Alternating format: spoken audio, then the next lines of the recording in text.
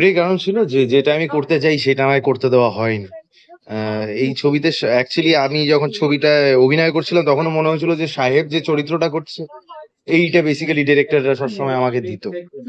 আমার চরিত্রটা অন্যকেই দিত আর কি। কিন্তু সেক্ষেত্রে সেখানেই ব্যতিক্রম মৈনাক ভৌমিক, যে আমায় বলেছে না তুই এইটা যেটা করতে পারবি তুই জানিস না কি করতে পারবি। I have seen that in you. তো সেই বিশ্বাসটা ডিরেক্টরের, এবং অবভিয়াসলি আমারও ইচ্ছা করেছিল যে যেটা আমি সত্যি এরম ধরনের এত সাটল বা এত এর মানে কিছু করার নেই টাইপের চরিত্র একটা, সেটাতে আমি কি করতে পারি সেটা আমার দেখার খুবই ইচ্ছা ছিল। মানে করার নেই বললে ভুল, বাট হ্যাঁ অভিব্যক্তি বেশি নেই মানুষটার। সেইটা কিরকম ভাবে কতটা কমে কতটা বেশি ফুটিয়ে তোলা যায় সেটা একটা চ্যালেঞ্জ ছিল আমার কাছে, তো সেই জন্যই করা।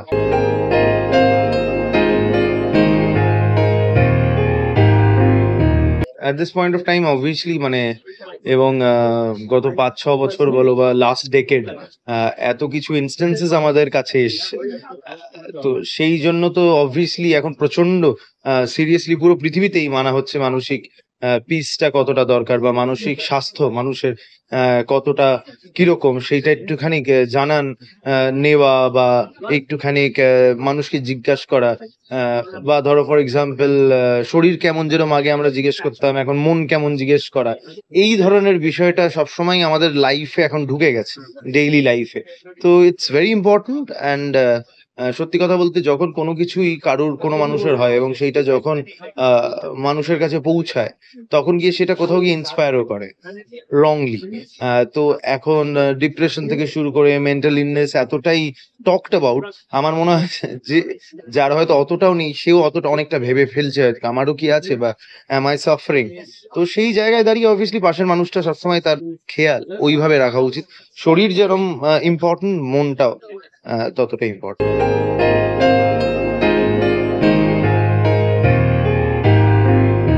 এই প্রথমবার ওর সঙ্গে কাজ করলাম। It was an honour for me to have work with a incredible actor. ও অনেক ইন্ডাস্ট্রিতে কাজ করেছে এবং কেন করেছে সেটার আমি উত্তর পেয়ে গেছি এই শুটিংটা করতে করতে। আমি যেরকম বললাম প্রেস কনফারেন্সে যে ও ভালো অভিনেত্রী সেটা আমি জানতাম, কিন্তু এতটা ভালো আমি জানতাম। সরি। সামনেই ছবি মুক্তি এবং সেই বলবে দর্শকদের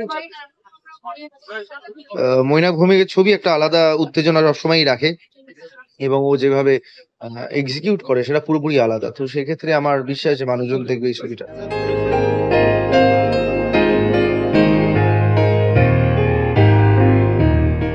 আমি তো দেখেইছো একটু অন্যরকম একটু ডিফিকাল্ট চরিত্র পেলে খুশি হই, চেষ্টা করি সেটাকে উতরে দেওয়ার। অবশ্যই এটা ভাবনা চিন্তায় রেখে যে সেটা আমাকে মানাবে কিনা। আমি অবভিয়াসলি যে আমাকে যা বলবে, আমাকে যদি প্রিন্সেস ডায়না প্লে করতে বলে আমি তো প্লে করব না, তার কারণ আমার সাদা চামড়াও নয়, আমি ব্রিটিশও নয়, আমাকে মানাবে না।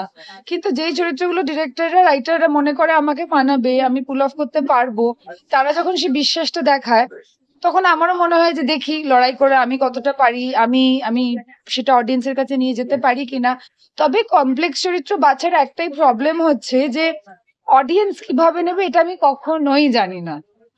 হিরোইন আমরা এক ধরনের দেখে অভ্যস্ত বড় হতে, হিরোইন বাবলি সুইট ভালো বা ভীষণ শান্ত, ভীষণ দয়ার সাগর, ভীষণ white white in the sense এ কোনোদিন খারাপ কিছু করতেই পারে না, ভীষণ হিরোইন সে, মানে সে হচ্ছে অলমোস্ট যেন পড়ি আকাশ থেকে নেমে এসেছে।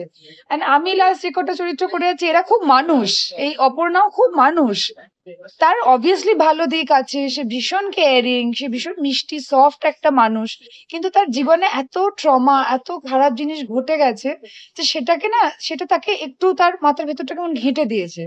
তাই জন্য তার বেশ কিছু ভুল ত্রুটিও আছে যেটা মানুষ হিসেবে কিন্তু আমাদের সকলেরই থাকে। আমরা কেউ কিন্তু আমরা আমাদের জীবনের হিরোইন, কিন্তু আমরা আবার উই আর ভেরি হিউম্যান, কারণ আমাদের গল্পটা 2.5 ঘন্টায় তো শেষ হয়ে যায় না, আমাদের গল্পটা তো চলতেই থাকে। Playing human is something I think is a lot for me, a lot easier for me than playing unrealistic heroine.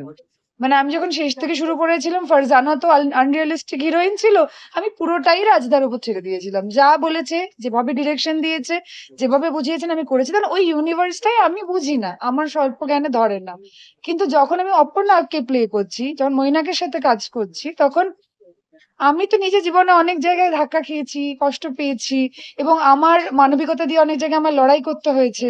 সেইগুলো তো আমার নিজের কনটেক্সট আছে, যেগুলো কি হয় জীবনে সেগুলো আলোচনা করা, একটা চরিত্রকে বিল্ড করা, তখন it becomes a challenge, but I would say for me a lot easier than building a sort of unrealistic fairy tale character.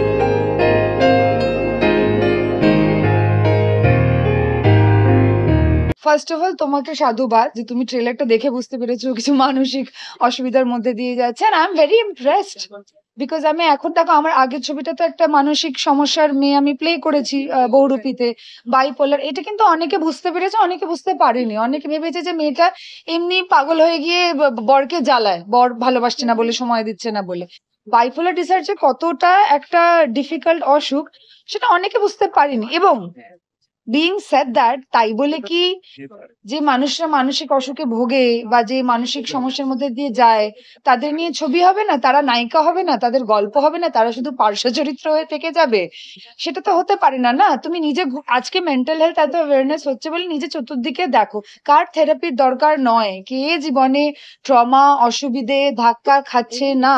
বরং আমি বলবো যত আমরা নিজেরা নিজেদের মেন্টাল হেলথে টেক কেয়ার করবো না, আমাদের আশেপাশের মানুষরা ততটাই ভালো থাকবে। শুধু ওটা, ওই জন্য শুধু নিজের জন্য না, তুমি নিজে ভালো থাকলে তুমি কাজের মাসের সাথে খিটখিট করবে না, বাবাকে খেকাবে না, so on and so forth, যার জীবনের গল্প যেটা। তাই জন্য আমার মনে হয় যে মেন্টাল হেলথের help is very important, which Aparna did not get. Fantastic every actor I work with in Grihastha, যেটা মৈনাক বললো, আই টোটালি এগ্রি। আমরা সবাই মিলে ছবিটা বানিয়েছি, কাইন্ড অফ গেরিলা ফিল্ম যেভাবে বানায় বা স্টুডেন্টস ফিল্ম যেরকম বানায়, সবাই মিলে একত্র হয়ে ডিসকাস করে তৈরি করে একদম what is possible in that situation সেটা ভেবে। তো সৌরভের পারফরমেন্স, সৌরভ নিজে একরকম, কিন্তু যে চরিত্রটা প্লে করেছে সেটা একটা খুব মার্জিত স্বামীর চরিত্র। আরিয়ান যে ক্যারেক্টারটা প্লে করেছে সেটাও এত Aryan is a fantastic actor, fantastic actor, মানে আমি বলবো খুব আন্ডার ইউজড ইন্ডাস্ট্রিতে। তবে ওর কচি মুখ আছে, অনেকদিন কাজ করবে, ওই জন্য চিন্তার কিছু নেই, ও ইউজড হবে correctly, because he is phenomenal, he is so good. Anusha এত ভালো করেছে, সাহেবকে এত সুন্দর লাগছেন, সাহেব একদম ট্রেলার দেখে নিশ্চয়ই বুঝতে পেরেছিল অন্য ধরনের চরিত্র করেছে, ঠিক আছে, একটা নেগেটিভ শেডওয়ালা, একটা গ্রে টাইপের ক্যারেক্টার অ্যান্ড সো অন। এবার অপর্ণা পজিটিভ নেগেটিভ গ্রে নাকি, এটা আমাকে অডিয়েন্সের জন্য ছাড়তে হবে, এটা গৃহস্থর গল্প। তবে যে কজনের সাথে, যে কটা অভিনেতার সাথে ছবিতে কাজ করেছে, ইনফ্যাক্ট কনিদি যতটা রয়েছে ছবিতে, কাউকে ছাড়াই ছবিটা সম্ভবই হতো না।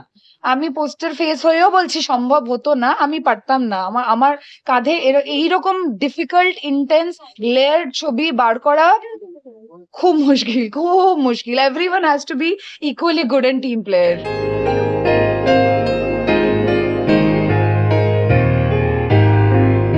ওয়েল, চরিত্র বাছাবাছিতে ট্যান্ট্রাম নেই যদি বলো, I think it's actually the contrary, because as an actor I feel যে যত ওটাকে ভাঙা যায়, যত বিভিন্ন বিভিন্ন চরিত্র করতে পারবো আমি, that will enrich me as an actor. দর্শকের তো ভালো লাগবেই, বাট দর্শকদের প্রতি যে দায়িত্বটা আছে যে to give better performance one after the other, so সেটার দিকে আই থিঙ্ক ওটা আমাকে বেশি এনরিচ করবে প্রত্যেকটা পদক্ষেপের, in selecting very variety of characters, যেটা is always my motive. So Tantrum বরঞ্চ উল্টোটা, so I look for characters which are very scary for me to do, যে প্রথমবার মনে হয় যে এটা পারবো, তো so that is I know when I know যে I should go ahead, তো সেইটা হওয়াটা উচিত আই থিঙ্ক, মানে আমার তো তাই হয়।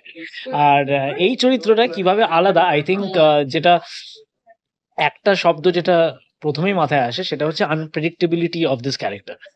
মানে থ্রিলার সিনেমাতে আগেও আমি অনেক কাজ করেছি, নেগেটিভও অনেক করেছি, সো এটার না অদ্ভুত ভাবে একটা আনপ্রেডিক্টেবিলিটি আছে। লাইক তুমি লাস্ট অব্দিও ইউ ক্যানট ফিগার আউট যে এই ছেলেটা is in the dark zone or the bright zone, like he is the antagonist or the protagonist, or যে সে ভালো না খারাপ, তুমি কিছুই বুঝতে পারবে না যে কি আছে। ইভেন এখানে ওয়ান অফ দ্য কি হাইলাইটস ইজ যে রীতা বড়ি যে ক্যারেক্টারটা আছে অপর্ণার সাথে দেবুট মানে আমার ক্যারেক্টারটা, তাদের যে এদের যে ইন্টারাকশন আছে which is also in a very abstract zone, মানে ওদের রিলেশনশিপটাও তুমি গেজ করতে পারবে না। It's not a romantic one, it's not a friendly one also, it is not a very professional relationship also. তো কি হচ্ছে মানে সবসময় মানে এজ অফ দ্য সিটার রাখবে just দেখতে দেখতে, অ্যান্ড মৈনাকদা is just fantastic in pulling that off. একদম, I am very confident about that. And এরকম মানে থিমের উপরে যেভাবে অ্যাপ্রোচ করেছে, মানে গল্পটা তো আছে, বইটা আছে, সবই ঠিক আছে, বাট মৈনাকদা যেভাবে অ্যাপ্রোচ করেছে I think it's very refreshing. আমি এটাই বলবো যে এই যে এত কথা বলছি, ক্যারেক্টারের আনপ্রেডিক্টেবিলিটি, সারপ্রাইজ এলিমেন্টস, নতুন নতুন সিচুয়েশন স্কপ করে আসা, তো সবকিছু অন পয়েন্ট হয়েছে কিনা তার বিচার করার একমাত্র উপায় হচ্ছে আপনাদের দেখে আপনাদের ফিডব্যাক পাওয়ার পর। সো সেইটা যেন অবশ্যই থাকে। 7th March Grihastha is releasing, so please be there in the theatre and watch the movie and let us no.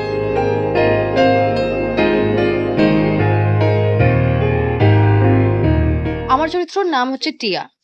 ও একজন 17 বছরের মেয়ে, আর ও সবে মানে মুভ ইন করেছে, মানে অপর্ণা চরিত্রটা যেটা হচ্ছে রীতা ভরি প্লে করছে, তার মানে তার নেবারহুডে তার ঠিক পাশে মুভ ইন করেছে ও, ওর দাদা, ওর মা এবং ওর দাদার ফিয়ন্সে।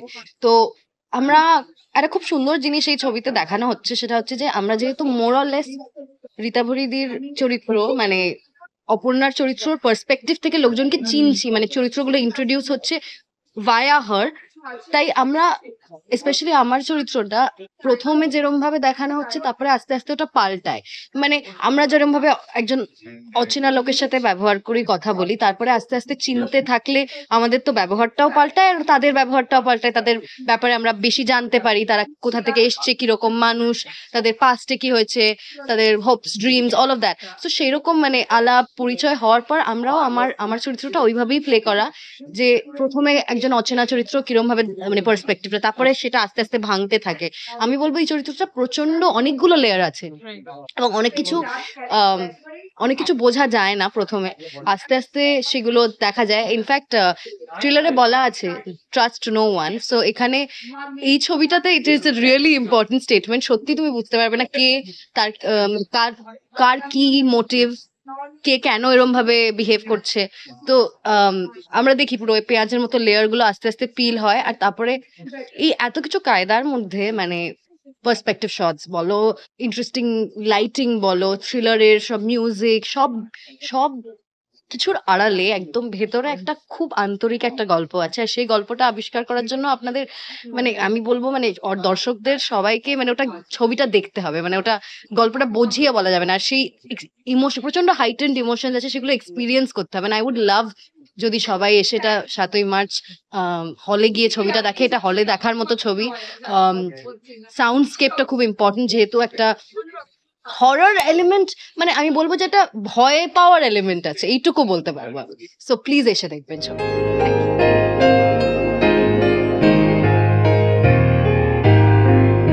দেখো honestly SK movies Himanshu Dhanuka আমার কাছে বলেছিল এরকম একটা ছবির কথা, যে লন্ডনে গিয়ে করার কথা, এবং তার সাথে একটা শর্ত এটাও ছিল যে এরকম একটা জায়গায় ছবি করতে গেলে আমি যা ইচ্ছে করতে পারি। তো সেই লোভটা কেউ সামলাতে পারে না, যে তুমি মানে পৃথিবীতে সবাই বলে যে আর একটু বাজেট পেলে, আরো বেশি দিন পেলে, আরো বেশি পারিশ্রমিক পেলে ভালো হয়, কিন্তু মানে ফ্রিডম, ক্রিয়েটিভ ফ্রিডমের থেকে তো বেশি মানে বড় কিছু হতে পারে না। তো সেটা আমাদের ছিল, এবং এই ছবিটা করতে গিয়ে যে মজাটা আমরা পেয়েছিলাম, মানে আমি অন্তত পেয়েছিলাম, যে একদম আমরা নিজেরা মিলে ছবিটা বানাচ্ছি, মানে একটা ছোট পরিবারের মতো করে। এবং যেটা হয়, যেটা আসলে কি হয়, আমরা শুরু করি, আমরা ম্যাক্সিমাম মানুষেরা আমরা এসেছিলাম সিনেমা ভালোবেসে, ছোট ছোট শর্ট ফিল্ম ইচ্ছে হচ্ছে তাই করছি, সেখান থেকে আস্তে আস্তে কোথাও এটা একটা প্রফেশন তৈরি হয়ে যায়। এবার সেই প্রফেশনে থাকতে থাকতে একটা স্ট্যাগনেন্সি আসে, হঠাৎ করে যখন নিজেরাই আবার লাইটটা ধরে নিজেরাই ক্যামেরাটাকে এখানে প্লেস করছি, তখন ওই স্বাধীনতাটা ফেরত পাওয়া যায়, যে ওই ফিলিংটা, এবং সেখান থেকে একটা অদ্ভুত কাইনেটিক এনার্জি আসে, যেটা একটা নতুনত্ব আনে ছবিটার মধ্যে। এই যে চট করে একটা সবুজ লাইট একটা শট, এটা করছি কারণ হাতের সামনে লাইটটা রয়েছে, আর বাধা দেওয়ার কেউ নেই, বা কেউ একটা মনে করিয়ে দেওয়ার নেই যে এই লাইটটা হয় না। সো ওইটা ওই 18 বছর বয়সে প্রথম একটা 4জন বন্ধু মিলে ছবি করার মতো করে করা, এবং এইটার এনার্জিটা খুব ইন্টারেস্টিং আমার সবসময় মনে হয়।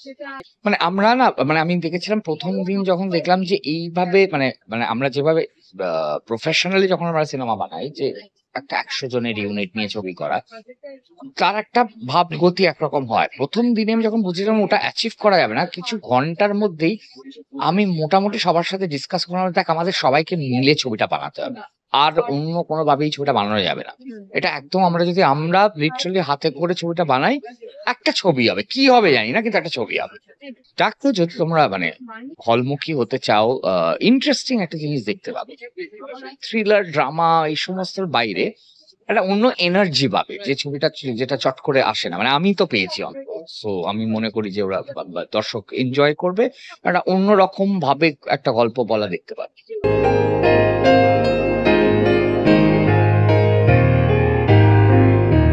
টলিউড ফোকাস কলকাতা চ্যানেলটি আপনাদের ভালো লেগে থাকলে লাইক করুন, সাবস্ক্রাইব করুন এবং আপনাদের পছন্দের ভিডিওটি অবশ্যই শেয়ার করুন। Tollywood focus Kolkata.